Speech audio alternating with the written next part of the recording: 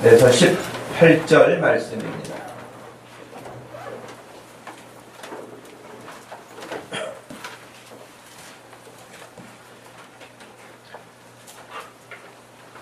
사무엘상 1장 10절에서 18절까지 말씀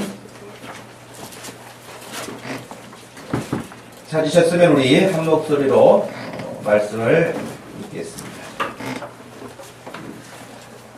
한나가 마음이 괴로워서 여호와께 기도하고 통곡하며 소원하여 이르되 만군의 여호와여, 만일 주의 여종의 고통을 돌보시고 나를 기억하사 주의 여종을 잊지 아니하시고 주의 여종에게 아들을 주시면 내가 그의 평생에 그를 여호와께 드리고 삭도를 그의 머리에 대지 아니하겠나이다. 그가 여호와 앞에 오래 기도하는 동안에 엘리가 그의 입을 주목한즉 한나가 속으로 말하며 입술만 움직이고 음성은 들리지 아니하므로 엘리는 그가 취한 줄로 생각한지라. 엘리가 그에게 이르되 내가 언제까지 취하여 있겠느냐, 포도주를 끊으라 하니 한나가 대답하여 이르되 내 주여 그렇지 아니하니이다. 나는 마음이 슬픈 여자라. 포도주나 독주를 마신 것이 아니요 여호와 앞에 내 심정을 통한 것뿐이오니 당신의 여종을 악한 여자로 여기지 마옵소서. 내가 지금까지 말한 것은 나의 온통함과 격분됨이 많기 때문이다 하는지라. 엘리가 대답하여 이르되 평안히 가라. 이스라엘의 하나님이 내가 기도하여 구한 것을 허락하시기를 원하노라 하니 이르되 당신의 여종이 당신께 은혜 있기를 원하나이다 하고 가서 먹고 얼굴에 다시는 근심빛이 없더라. 아멘. 괴로웠던 사람 한나를 보라고 하는 제목으로 말씀을 드립니다. 우리가 참 이 시대에 믿음으로 산다, 하나님 앞에 정말 믿음으로 산다라고 하는데 그 믿음이 정말 무엇일까 하는 생각을 갖기도 합니다.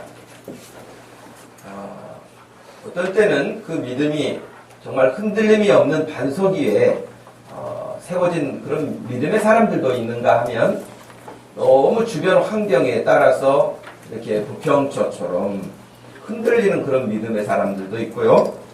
아예 믿음이 있었는가 했는데 사실은 믿음이 없는 사람들도 있고요. 다양한 어떤 모습을 보이게 되죠. 근데 성경의 수많은 인물들이 물론 하나님께서 이끄시는 역사 가운데서 하나님이 주관하시고 하나님이 주권자가 되시어서 모든 역사를 이끄시는 분은 하나님이시죠. 사람들이 역사를 바꾸지는 못합니다. 물론 어떤 시대에 사람들이 나타나서 일을 하지만 그 역시 하나님의 주권하에서 그런 일들이 일어나지 하나님과 무관하게 일어나는 경우는 없습니다. 그러므로 성경의 역사 마찬가지겠죠. 창세기부터 요한계시록까지 수많은 사람들이 등장하지만 그 사람들을 하나님이 하나님의 그 거룩한 나라를 위하여서 그 일을 시작하셨고 그들을 지으셨고 그들을 세상에 보내시고 그들을 통해서 하나님이 일하시는 거예요. 저희들 역시 하나님께서 성경의 인물들처럼 우리들에게도 일할 수 있는 기회를 주시는 거예요. 그런데 잘 아는 것과 마찬가지로 성경에도 수많은 사람들이 살았지만 그 수많은 사람들이 다 하나님 앞에 존귀하게 쓰임받지는 못했어요. 적극적으로 하나님 앞에 정말 하나님을 기쁘시게 하는 믿음의 사람들도 있었지요. 그렇죠? 우리는 그걸 히브리서 11장에서도 믿음의 사람들이라 하는 그 수많은 사람들이 하나님을 얼마나 기쁘시게 했는가를 보잖아요. 그런 사람들도 있었습니다. 그러나 또 그 중에는 믿음이 아주 없는 정도가 아니라 하나님을 완전히 거역하고 하나님을 향하여서 대항하고 하나님을 향하여서 완전하게 이렇게 범죄하는 그런 아주 악한 그런 사람들도 성경에 수없이 나옵니다.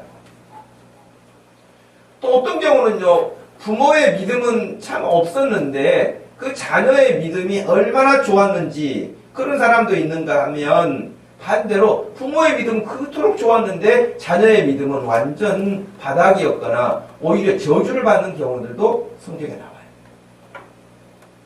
이스라엘 사람이었지만 하나님 앞에 믿음이 없는 이스라엘 사람들이 있는가 하면 이방인이었는데 오히려 믿음이 이스라엘 사람보다 더 좋은 사람들도 있었어요. 그렇죠? 여러분 성경에 보면 다양한 사람들이 섞여 있습니다. 이 시대를 살면서도 저는 똑같다고 생각합니다. 이 시대를 살면서도 여전하게 이 지금 소개했던 사람들과 같이 어떤 상황에서든지 하나님을 경외하고 믿음으로 정말 믿음으로 사는 사람이 있는가 하면 그렇지 못한 경우들도 허다하다고 하는 것이죠. 우리는 또 그렇게 생각할 수 있죠. 내가 믿는 하나님이 진짜 하나님이라는 존재가 내 앞에 계시고 그분 앞에 내가 정말 조심스럽게 그분을 경외하고 경건한 마음으로 섬기는 그런 믿음인지 그렇지 아니한지는 우리 자신들에게 늘 점검해야 할 것이고 우리 스스로를 확인하는 그런 작업들이 필요할 것입니다. 그런데 여러분 성경에 그 많은 믿음의 사람들 오늘 우리가 읽었던 본문에도 한나라고 하는 한 여자가 나오는데 이 사람 역시 여러분 믿음이 좋은 사람 아닙니까? 믿음 참 좋은 사람이었고 많은 사람들이 이 한나라고 하는 여자의 믿음을 보면서 본받고 싶은 점도 있고요. 그런데도 불구하고 그는 믿음의 환경이 아주 그냥 좋아서 근심도 없고 걱정도 없고 괴롭히는 남편도 없고 주변의 환경도 없고 자식들도 말 잘 듣고 먹고 살 거 걱정하지 않고 건강도 좋고 다 모든 것이 좋으니까 한나의 믿음이 다른 사람들이 본받고 싶을 만큼의 그런 믿음이었을까요? 예.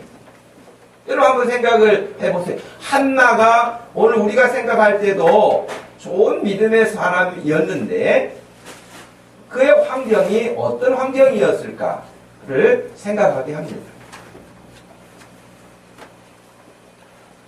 여러분 영화를 우리 한국 영화들이 많이 이렇게 상영되는데 영화 베테랑이라고 하는 그 영화를 보면은 유아인이라는 배우가 맡았던 조태호라고 하는 그 사람의 역할에 대해서 사람들이 이제 이야기를 합니다. 여러분 거기에서 나오는 그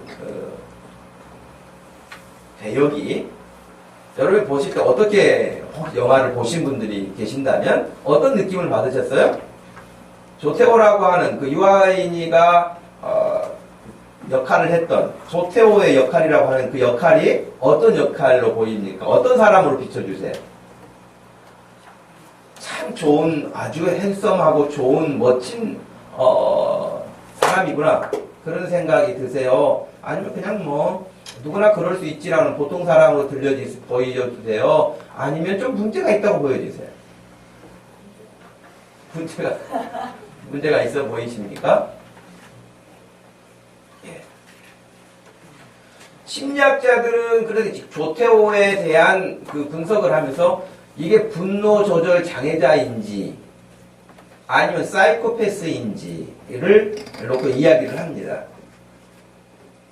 예를 들면 그 임금을 제때 주지 않아서 너무 고통스러워하는 운전기사가 와가지고 사정을 이야기하잖아요. 여러 사정들을 이야기하는데 전혀 거기에 대해서 그 긍휼의 마음이 있지 않잖아요. 그리고 오히려 어린 아들이 있는데 그 아들에게 여러분 보시면은 아들에게 과자를 하나 줘요. 과자를 하나 주고 그 다음에 그 과자를 또 누구에게 줍니까? 개에게 줍니다. 그 이야기는 뭐겠어요? 개 같은 수준으로 보는 거죠. 상대를. 그리고 그 아들이 보는 상황에서 아버지를 구타합니다. 폭행하도록 시킵니다. 비참하게 아버지가 그 아들 앞에서 무너지는 모습이 영화에 나오죠. 뭐 그러기만 합니까?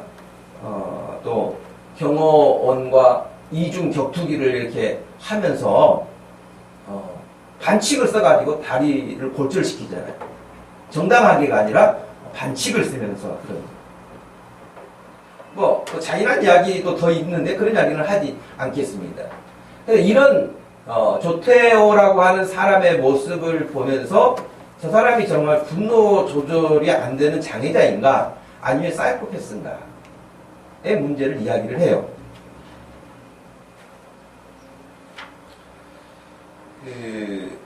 여기에 중요한 분기점이 있는데 분노 조절 장애자와 사이코패스의 차이점은 뭐냐면 사이코패스에게는 없는 게 있고 분노 조절 장애자에게는 있는 게 있어요. 그게 뭐냐면 후회라는 거예요. 죄책감. 죄책감이 없으면 사이코패스고요. 죄책감이 있으면 분노 조절 장애자라 그렇게 구분을 해요. 제가 한 일간 신문을 보니까요. 그런 내용들이 나와 있어요. 이제 분노에 대한 어떤 표출이 있죠. 미혼인 A씨 36살인데 무직이라고 되어 있고요. 워킹맘인 여동생. 여동생은 좀 능력 있게 사회활동을 하는 그런 동생이었는가 봐요. 그래서 그 동생 집에서 같이 기거하게 되는데 집에 출퇴근을 하기도 하고 또 어떤 때는 거기에 머물기도 하고 그러면서 동생네 가사, 집안일들을 돌아보면서 또 그냥 있지 않고 동생이 이제 또 제공하는 수고비의 일정을 받기도 하고 이제 그랬다는 거예요. 유치원생 조카를 이렇게 돌보면서 또 지내는 시간도 있었고 또 집안일 이것도 저것도 눈에 들어오는 대로 또 하기도 하고 그랬다는 것입니다. 거기까지는 괜찮았는데 어느 날 주말에 이렇게 동생이 가족들과 함께 나가면서 한마디가 언니 내일 아침에 먹을 반찬 좀 준비해놔 그렇게 한 말에 완전히 꼭지가 흔히 말하는 대로 돌았어요. 그러니까 갑자기 돌변해가지고 그 동생의 머리채를 잡고는 내동댕이 친 거예요, 언니가.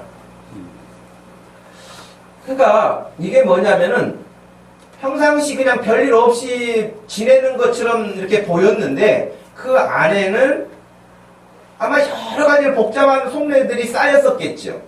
그죠? 복잡한 속내들이 쌓였던 것이 그 한마디에 폭발을 해버리는 거예요. 그러니까 사람들 생각할 때는 그렇게 말할 수도 있지 그렇게 말할 수도 쉽게 말하겠지만은 이미 그 언니의 마음속에는 그런 것들이 내재되어 있었던 것이 도화선이 된 것이죠. 그 한마디가. 또 한 사람을 소개했는데 20대 후반인 A씨 남자는 B씨라고 하는 여자와 대학생 때부터 학교 CC 커플이었어요. 캠퍼스 커플로 이렇게 7년을 사귀었는데 참 여자친구가 먼저 취업이 된 거예요. 그러니까 이제 한두 번 정도는 또 괜찮겠는데 데이트할 때마다 여자친구가 취업을 해서 돈을 버는 사람이니까 아무래도 돈을 내게 되잖아요. 근데 한두 번은 이게 괜찮은데 매번 그렇게 되니까 참 남자의 어떤 체면도 좀 깎이지 않겠습니까? 근데 이제 조금 가면서 그 남자친구도 취업이 빨리 됐으면 좋겠는데 취업 계속 안 되는 거예요. 그러니까 남자도 자존심이 상할 것이고 관계에 좀 이렇게 불편한 점들이 생긴 것입니다.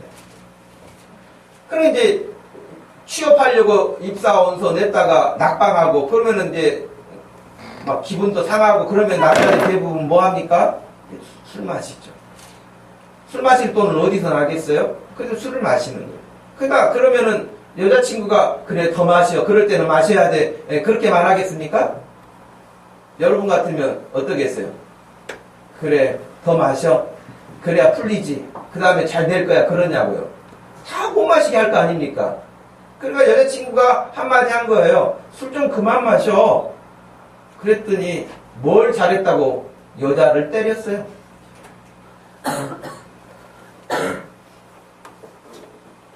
여러분 얻고 다녀도 부족할 형국에 그 말을 했다고 때렸단 말이죠.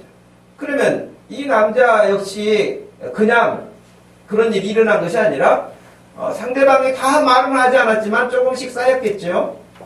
나는 왜 이렇게 안 되는가. 그 다음에 제가 취업해가지고 돈 벌고 이렇게 데이트 비용도 다 내고 이렇게 저렇게 할 때 다 좋아 보이기도 하지만 또 한편에서는 그런 여자친구가 한마디 한마디 하는 것마다 네가 나를 무시해서 그러는 거 아니야, 네가 나를 깔보는 거야, 이런 것들까지도 자주 섞이는 어떤 심정들이 조금씩 쌓였을 거란 말이에요. 그러다가 술 좀 그만 먹어 하는 그 한마디가 네가 뭔데, 그래 네가 그리 잘났어, 이런 감정으로 상대방을 폭행하는. 여러분, 그래서 폭력 사태들이 일어나는 그런 경우들이 흔하다고 볼 수 있죠.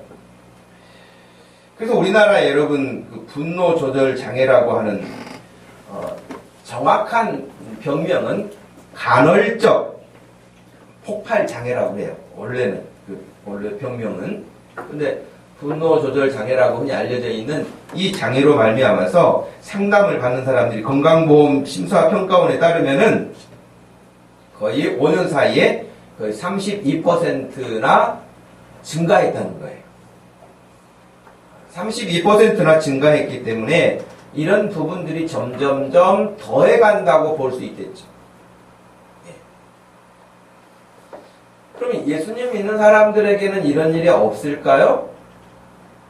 제가 생각할 때는 예수님 믿는 사람들이라고 해서 여기에서 예외일 수는 없을 것 같아요. 예수님 믿는 사람들은 미안하지만 어떤 면에서는 더할지도 몰라요. 그러니까 이제 더한다고 했을 때는 전제가 있어요.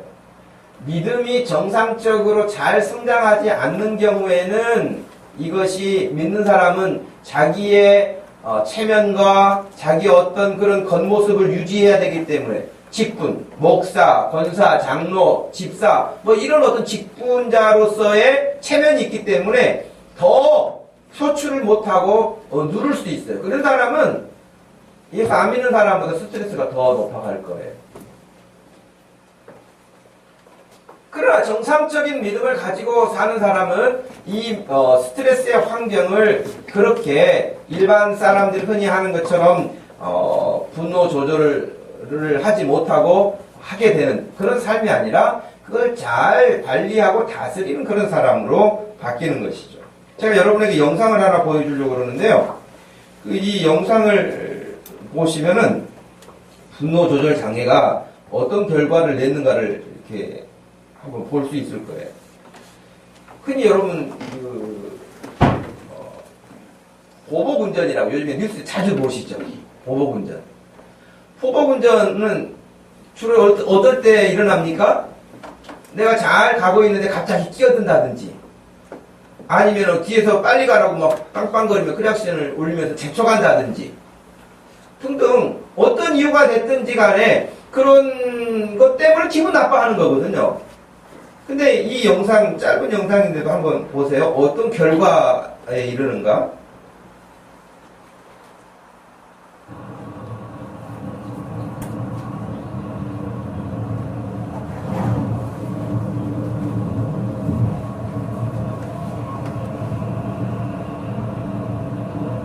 버스가 들어오잖아요, 지금. 그럼 이제 뒤에 차가 지금 이제 열 받은 거예요, 한마디로. 뒤에 차가 이제 열 받고, 그 다음에 이제 어떻게 이제 보복을 하려고 하는지 보세요.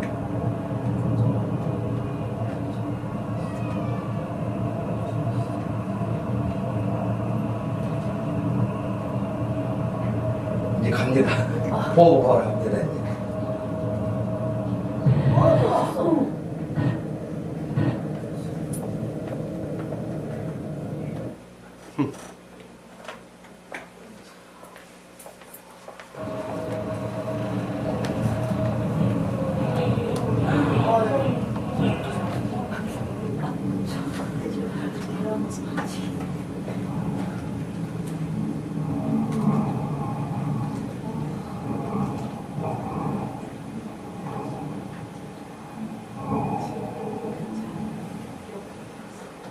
대단하죠.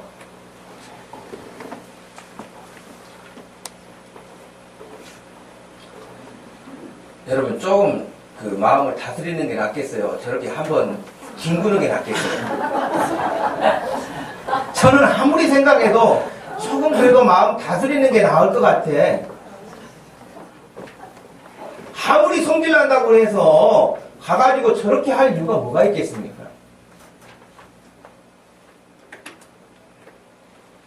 여러분 지금 이 영상을 제가 그냥 하나로 보았습니다만 러시아의 영상을 제가 하나 보니까요. 이렇게 보복 운전을 하는데 덤프 트럭이 모래를 차게 싣고 갑니다. 근데 이제 승용차들이 자기를 화나게 했다고 이 이제 교차로에서 딱 빠져나왔어요. 이렇게 빠져나가는 길에 덤프 트럭이 갑자기 쓰더니 모래를 다 거기다 푸고 가버렸습니다. 차가 갈 수가 없어요.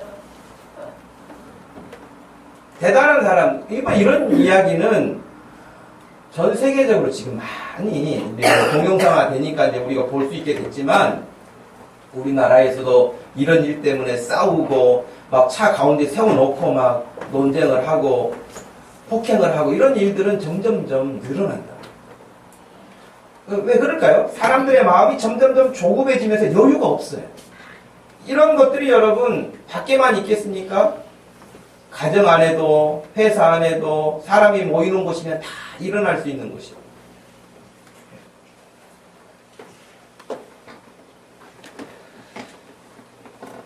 그래서 이런 부분들을 보면서 서울대 안용민 교수라고 하는 정신건강학 교수가 이런 말을 했어요.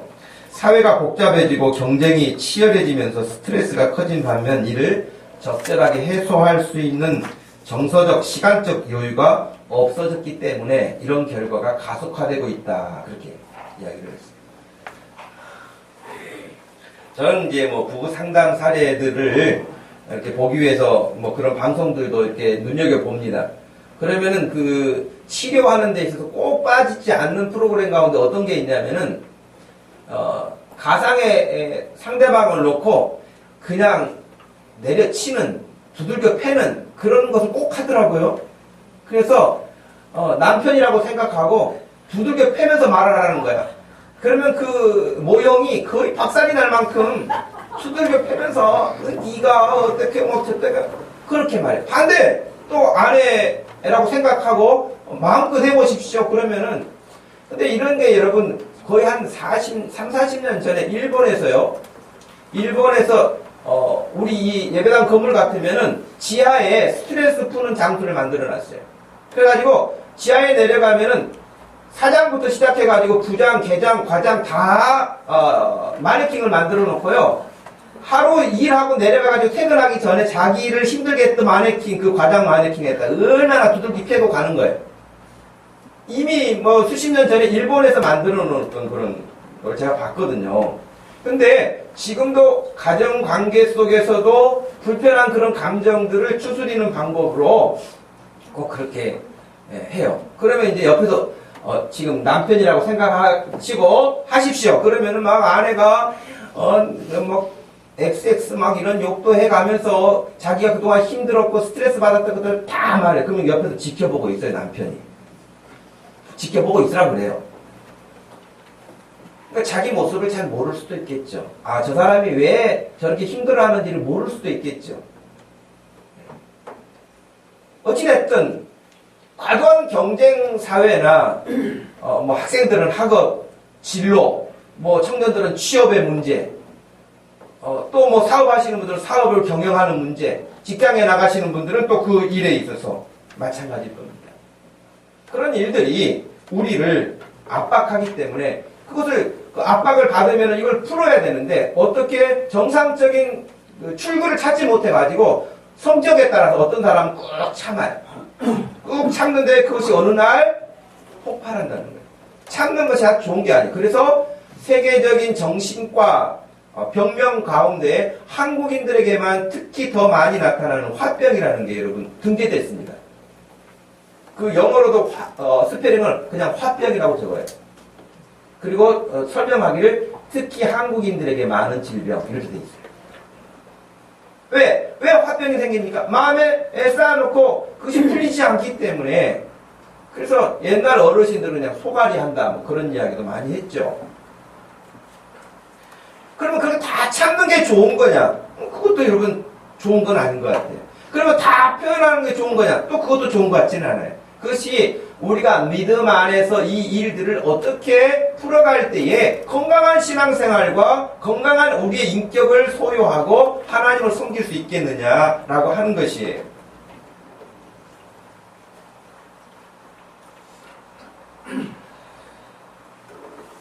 여러분, 오늘 우리가 읽었던 본문의 이 한나라고 하는 사람을 한번 생각을 해보시죠. 그 남편 이름이 엘가나예요.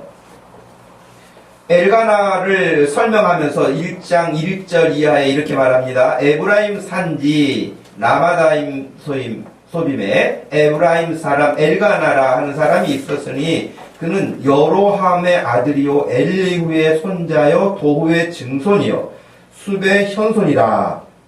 이 사람을 소개할 때 가문을 쭉 이야기하는 것은 그냥 이 사람이 뜨내기가 아니라는 거예요. 한마디로 뜨내기의 엘가나가 아니고 이 사람은 나름대로 전통을 가지고 있는, 또 특별히 신앙적인 측면에서 봤을 때 믿음의 가문인 거예요. 이런 사람과 결혼한 사람 한나를 이야기하면서 그에게는 두 아내가 있었으니 한 사람의 이름은 한나요 한 사람의 이름은 분인나라. 분인나에게는 자식이 있고 한나에게는 자식이 없다.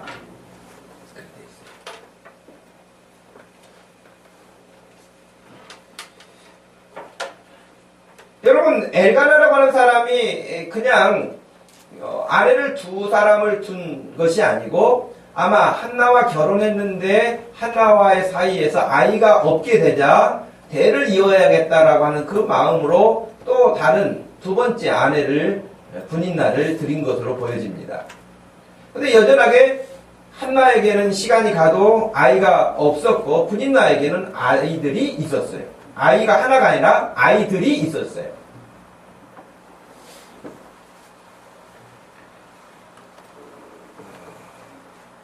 근데 여러분, 우리가 잘 아는 바와 같이 한 남자에게 두 여자가, 아내가 두 명이라고 하면 뭐 문화적으로 다른 사람들도 간혹 있습니다만은 일반적으로는 관계가 정상적이기는 어렵잖아요.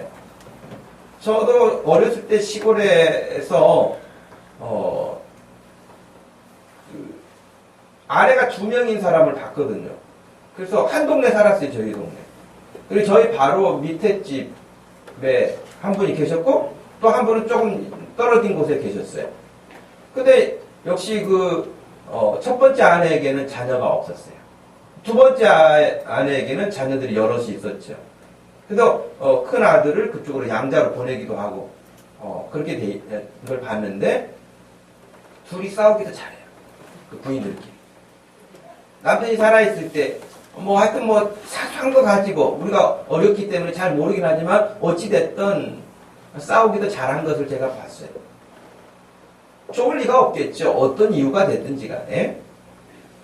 특별히 우리나라 사극 같은 걸 보면 여러분, 아이를 낳지 못해가지고 후궁을 이렇게 드린다거나 그랬을 경우에는 아이를 낳게 되면 그 다음에 태도가 돌변하잖아요. 특별히 아들을 낳았다 그러면 아주 위세당당하지 않겠습니까? 내가 왕의 후손을 이렇게 낳았다라고 하는 것 때문에 굉장히 고자세적인, 그리고 상대방을 이렇게 어떤 이유에서든지 깎아내리거나 거기서 그 자리에서 밀어내기 위해서 애를 쓰는 그런 모습들은 정략적으로도 우리가 많이 보는 내용들입니다. 인간이 사는 데 있어서 그런 심리는 별다를 바 없는 것 같아요.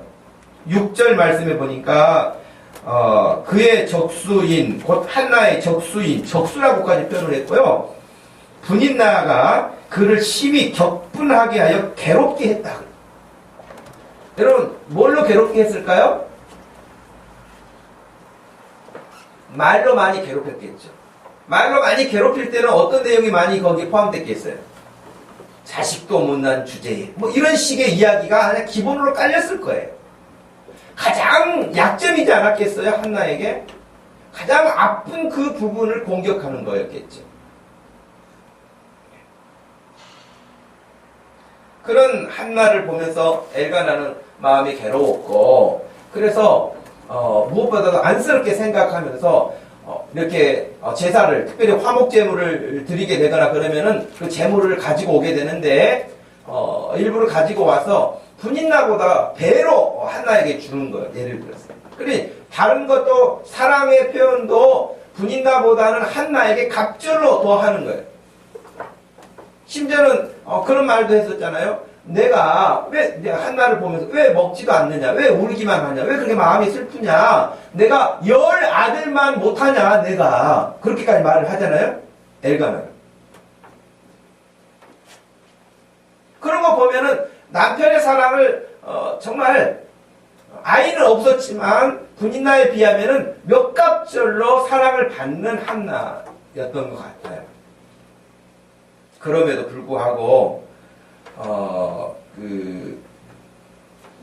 이 한나라고 하는 사람의 마음은 괴롭다, 통곡했다, 나는 마음이 슬픈 여자다, 나의 원통함을 네가 아느냐, 예를 들면 이런 표현들이 계속 나와요. 여러분이 지금까지 살아오는 인생 가운데서도 여기 해당하는 단어들이 있지 않겠어요?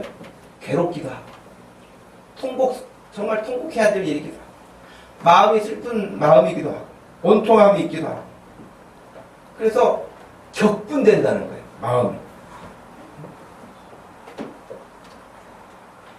이 격분되다라고 하는 카이스라고 하는 이 히브리어 단어는 약 올린다, 괴롭힌다, 슬프게 하다, 사람을 막 이렇게 충동질 시킨다, 그런 의미가 있어요. 격분시킨다라고 하는 거예요. 6절 이하에 아까 말씀드린 것처럼 그를 심히 격분하게 하여 괴롭게 했다, 그렇게 되어 있고요.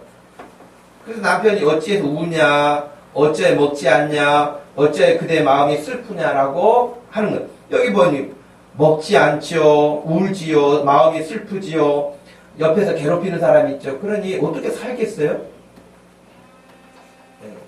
남편이 옆에서 잘해주는 것은 잘해주는 거지만 한계가 있잖아요. 남편이 24시간 동행해 줄 수 있는 게 아니잖아요. 그 남편이 잠깐 외출한 틈을 타가지고 또 와서 괴롭힐 수 있잖아요. 그런데 그럴 때마다 머리 잡고 싸울 수 있는 것도 아니겠고요. 그러니 이 지금 한나의 형편은 너무 스트레스도 심한 상태이고, 아마 상담을 하게 된다고 한다면 깊은 우울증에 들어가 있을 법해요. 한나라고 하는 사람이. 여러분이 만약에 지금 여기 쓰여있는 단어들의 환경에 여러분이 지금 놓여있다고 한번 생각을 해보세요. 그러면 여러분은 살맛이 나겠어요? 살맛이 안 날 거예요. 힘들 거예요. 지칠 거예요.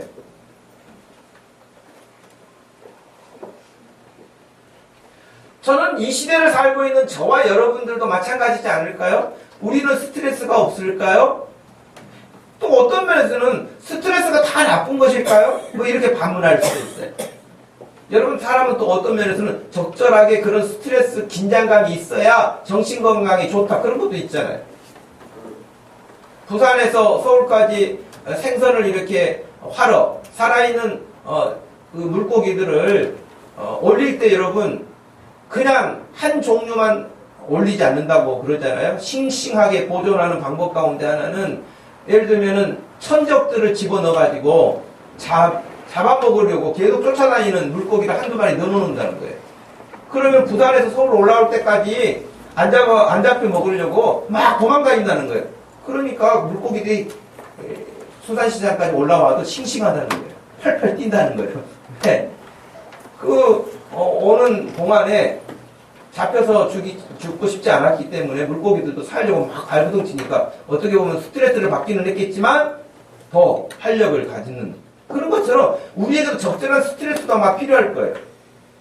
그러나 이 과도한 스트레스 환경 때문에 무너지는 사람들이 많은 이런 시대에 예수 믿는 저와 여러분들은, 하나님의 백성 된 저와 여러분들은 이런 환경들에 대해서 예수 안 믿는 사람들하고 똑같이 할 것 같으면 여러분 무슨 의미가 있겠어요? 하나님을 믿는 사람으로서 우리에게 하나님이 주시는 놀라운 방법들을 가지고 사는 사람이 되어야 되지 않겠어요? 그것이 외부적인 문제일 수도 있고 자기 내면에서 생겨난 문제일 수도 있지만 어느 쪽이 됐든지 간에 지난 주일에 말씀드린 외로웠던 사람 삭개오처럼 그는 얼마든지 우울증에 돈 그거 쌓아놓으면 뭐 하겠습니까? 사람들로부터 왕따 당하고 사람들로부터 실어버림 되고 사람들로부터 관계가 끊어지면 무슨 재미가 있겠습니까? 그러나 그는 예수 그리스도를 소문을 듣고 알고 싶어서 예수님 앞으로 나와서 그의 삶이 완전히 달라졌잖아요.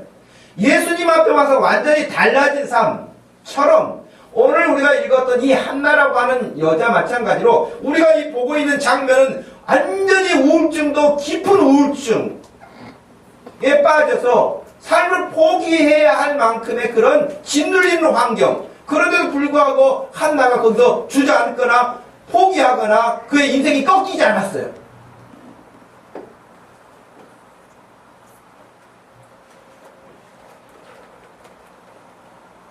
어떤 면에서는 여러분 한나의 입장에서 하나님 앞에서는 원망이 없었을까요? 제가 이 말씀을 이렇게 준비하면서 느끼는 것은 한나의 마음속에서요 하나님을 향해서 원망도 나왔을 것 같아요. 하나님, 제가 뭘 잘못했습니까? 저도 믿음으로 산다고 애썼습니다.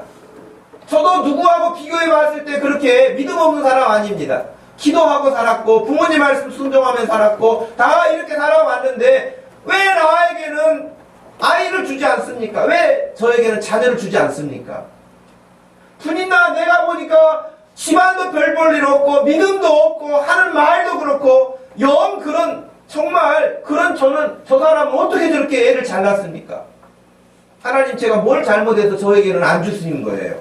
여러분 하나님에 대해서 원망하고 싶은 마음이 왜 없겠어요? 충분히 그런 마음도 올라올 수 있습니다.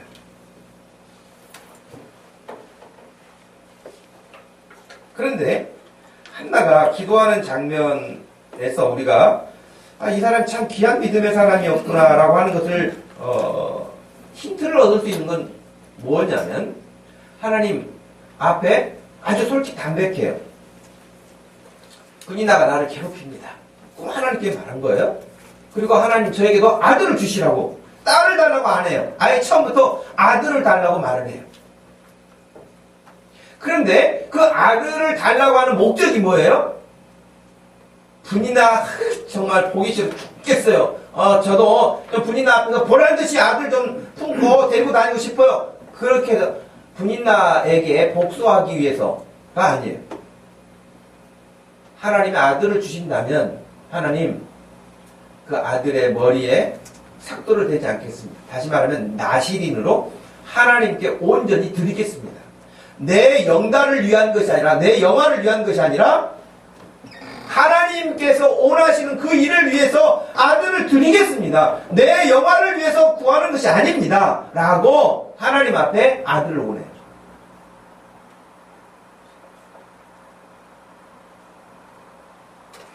이런 기도하기 사실은 쉽지는 않죠. 저는 여러분에게 질문하고 싶은 것 가운데 여러분을 지금 괴롭히고 있는 분이나와 같은 존재는 누굽니까? 여러분을 괴롭히는 하나님은 왜 나에게 자녀를 주시지 않느냐라고 하는 것과 같이 하나님 앞에 내가 뭘 잘못했길래 하나님은 나에게 이렇게 하시는가? 하나님 섭섭합니다라고 하나님 앞에 섭섭하게 느끼는 일이 무엇입니까? 심지어는 여러분 이런 상황에서 엘리 제사장을 한술 더 뜨잖아요. 한나는 통곡하고 아마 앞부분에서는 그랬잖아요. 통곡하고 기도했어요. 보니까 10절에 한나가 마음이 괴로워서 여호와께 기도하고 통곡했다 그랬거든요. 통곡했는데 짧게 기도하고 간 게 아니라 길게 기도하고 있었는 것 같아요. 그랬더니 이제 통곡하다 이러면 처음부터 끝까지 계속 통곡만 못하잖아요. 처음에는 하나님 앞에 정말 울고 부르짖고 통곡하다가 지치기도 하고 그러니까 이제는 자기 속으로 하나님 앞에 기도했는데 힘도 빠졌겠죠. 지쳤겠죠. 하나님 앞에 자기 마음을 다 이렇게 이야기를 하니까 그걸 지켜보고 있는 엘리 제사장, 오늘날로 말하면 목사님이 가만히 지켜보니까 한나가 혼자 뭐라고 중얼 하는 것 같아. 너 술 쳤구만, 술 쳤어. 술 취했어, 저거. 그러면서 하는 말이 언제까지 그렇게 술 쳐가지고 주정거리고 앉아있을래? 포도주를 끊어라. 술 끊어라.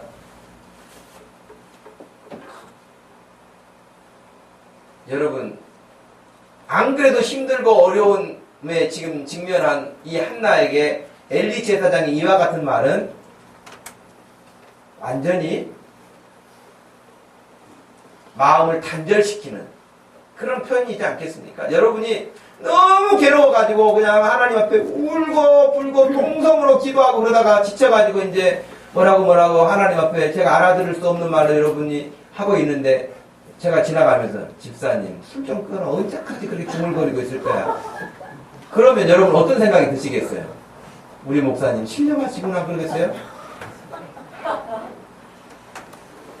하나님에게 섭섭한 건 고사하고 목사님한테 시험 들어가지고 안 올 거 아닙니까? 뭐 이런 놈의 교회가 다 있어. 이런 목사가 다 있어. 그러지 않겠습니까? 엘리 제사장이 지금 한나에게 그랬다니까요.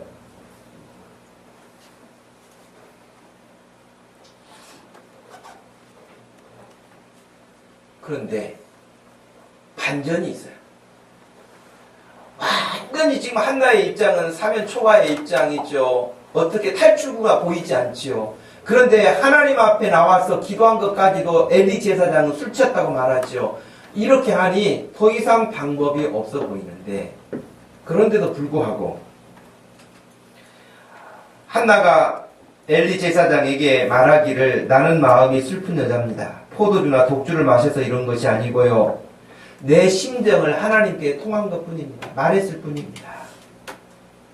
당신의 여종을 악한 여자로 여기지 마십시오. 내가 지금까지 말한 것은 나의 온통함과 격분됨이 많기 때문입니다. 그랬더니 엘리 제사장이 17절에 그렇게 말하잖아요. 평안히 가라.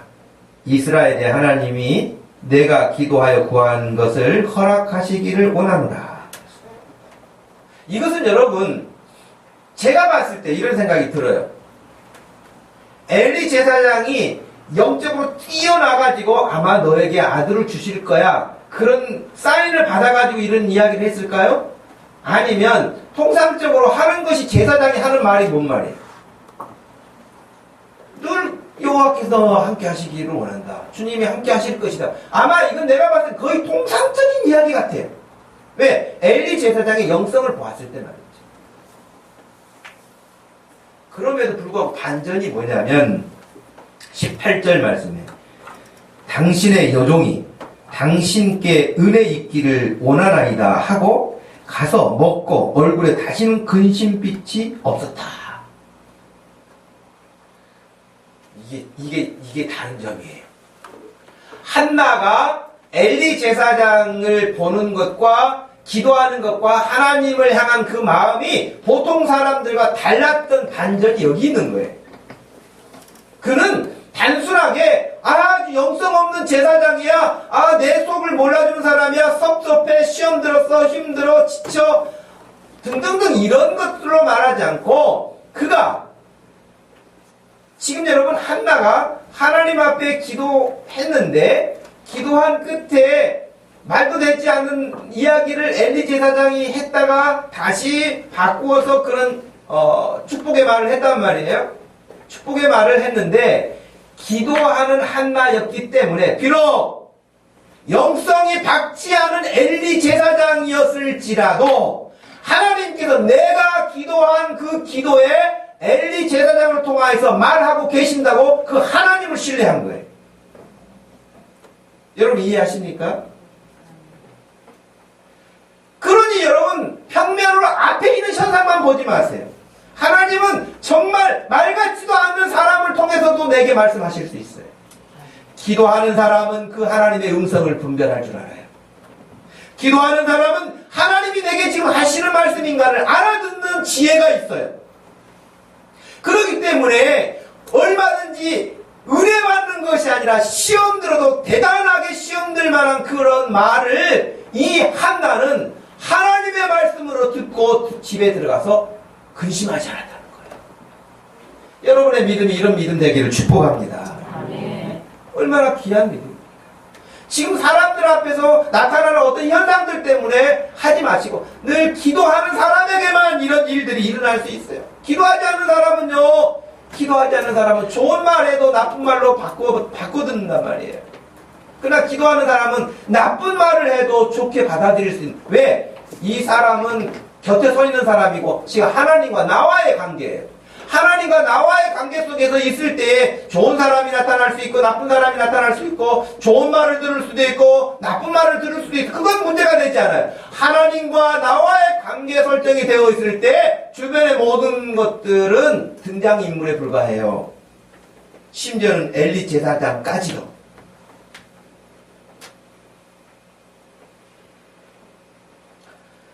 결론을 말씀을 정리해서 다시 드린다면 인생은 여러분 누구에게나 시련이 있습니다. 다 시련이 있어요. 누구에게나 시련이 있어요. 그러나 그 시련을 대하는 태도가 어떠냐에 따라서 달라질 뿐이에요. 심리치료를 다른 말로는요. 다른 표현을 할 때는 말로 하는 치료다. 그렇게 말도 해요. 그러니까 상담을 하고 치료를 하게 되면 그 사람에게 다 말을 하게 하거든요. 여러분이 힘든 가운데 어떤 때는 남편이 아내가 여러분의 그 힘든 일에 조금 도움이 될 수 있어요. 조금 도움이 될 수는 있지만 여러분의 인생에 근본적인 도움이 되기는 한계가 있습니다. 자식 마찬가지입니다.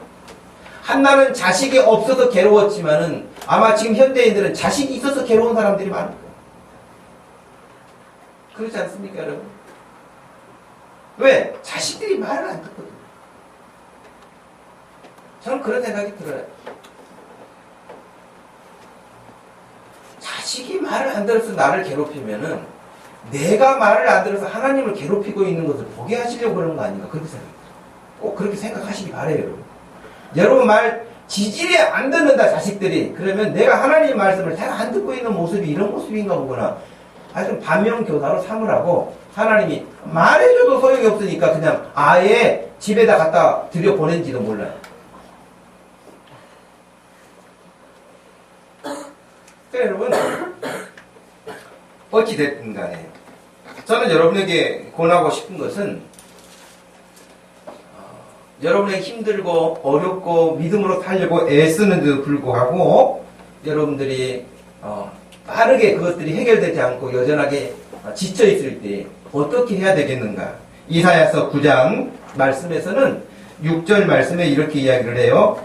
한 아기가 우리에게 낳고 한 아들을 우리에게 주신 바 되었는데 그의 어깨는 정사를 메었고 그의 이름은 기묘자라 모사라 전능하신 하나님이라 영존하시는 아버지라 평강의 왕이라 할 것임이라고 예수님에 대해서 예언을 이사야가 했거든요.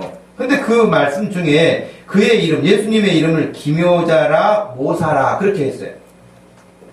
좀 그 번역이 조금 어렵기도 하죠. 근데 영어 성경에서는 아주 그냥 쉽게 표현을 했는데 원더풀 카운셀러라고 그렇게 번역을 했어요. 기묘자, 놀랍다는 거예요. 정말 놀랍다. 모사라, 우리를 그렇게 상담해 주시는 분이 예수님이라는 거예요. 그럼 여러분 힘들고 지치고 어려울 때 사람 찾아다니지 마세요. 한나처럼 하나님 앞에 오세요. 아멘? 아멘. 하나님 앞에 오셔서요. 사람 앞에는요, 막 성질내면서 막 하면은요, 아무리 좋은 사람도요, 좀 들어주다가 지쳐요. 어떤 틈을 타서 그만하고 나가려고 해요. 하나님은 여러분들이 하루 종일 통곡하고 소리로 다 듣고 계세요. 여러분이 속삭여도 다 듣고 계세요. 그러니 하나님 앞에 나와서 여러분의 힘들고 지치고 속상하고 아픈 부분이 있으면 하나님 앞에 나와서 다 말하세요. 저한테도 말할 거 없어요. 말할 필요도 있는 것도 있겠죠. 그러나 저보다도 더 먼저는 하나님 앞에 나오셔서 하나님께 여러분의 힘든 것들을 늘 말해요. 시편 73편 28절 말씀에서는 하나님께 가까이 함이 내게 복이라. 하나님을 가까이 하는 것이 내게 복이라. 여러분 하나님 앞에 나와서 여러분 스트레스 받는다고 말하지 말고 하나님 앞에 나와서 여러분의 그 속사정을 이야기할 수 있는 한나처럼 되기를 축복합니다. 아멘. 하나님께서 그의 음성을 들으시고 엘리 제사장을 통하여 말씀하신 것처럼 평안히 가라.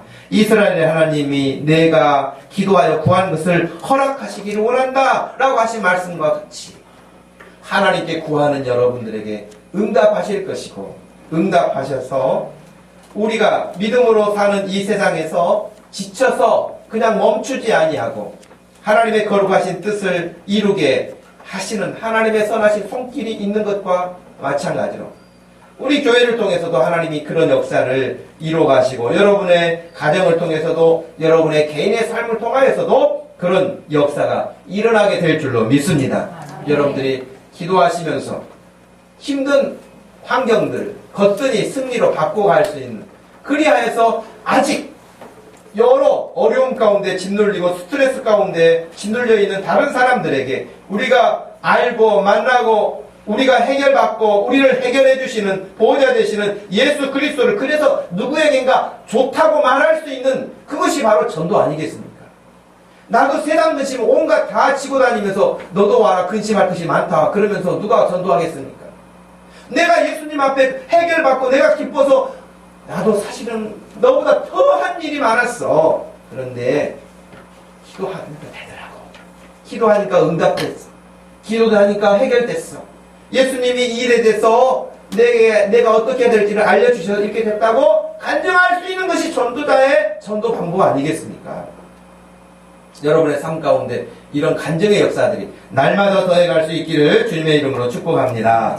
하나님 아버지 고맙고 감사합니다. 이 시간에 저희들이 한나라고 하는 한 여성을 통하여서 그가 당하는 환경이 얼마나 정말 우겨싸움을 당하는 것과 같이 희망이라고 하는 찾아보기 힘들고 어렵고 남편이 그토록 사랑을 베풀어 주었지만 그 여전하게 한계가 있는 것을 보면서 하나님 앞에 나와서 울었던 통곡했던 한나의 그 믿음, 하나님이 말씀하시는 것을 사람의 눈으로서는 도무지 믿을 수도 없고 신뢰할 수도 없었던 엘리 제사장의 입을 통해서 하는 그 말을 하나님이 하시는 것임을 알고 그가 다시 마음의 근심도 수심도 없었다고 하는 것처럼 사랑하는 모든 우리 성도들의 믿음이 이와 같은 믿음 되어서 지금 처한 환경의 모든 스트레스 요건들을 거뜬히 이겨낼 수 있도록 하시고 넘어설 수 있도록 하시고 우리 주님의 은혜 가운데 해결될 수 있도록 역사하여 주시옵소서.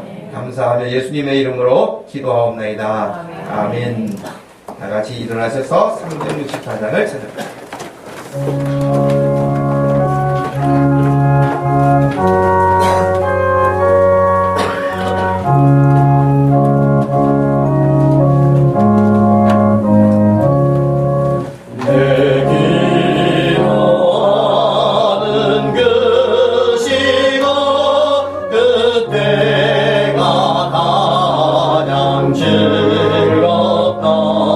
이 세상 근심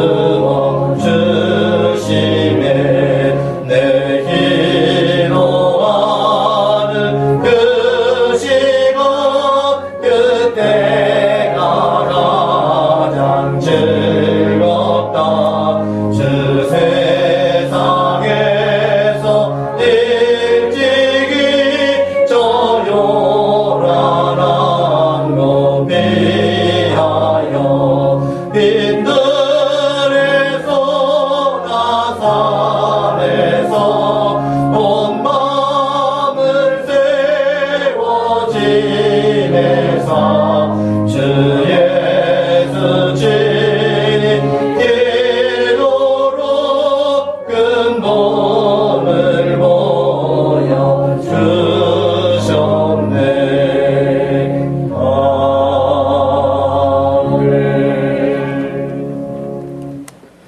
지금은 우리 주 예수 그리스도의 구속의 은혜와 우리 하나님 아버지의 변함없으신 그 큰 사랑과 성령 하나님의 위로 교통하심이 한나와 같이 하나님을 섬기되 믿음으로 기도하며 우리의 환경에서 승리하기를 원하는 사랑 모든 성도들 머리 위에 지금부터 영원토록 함께 있을지어다.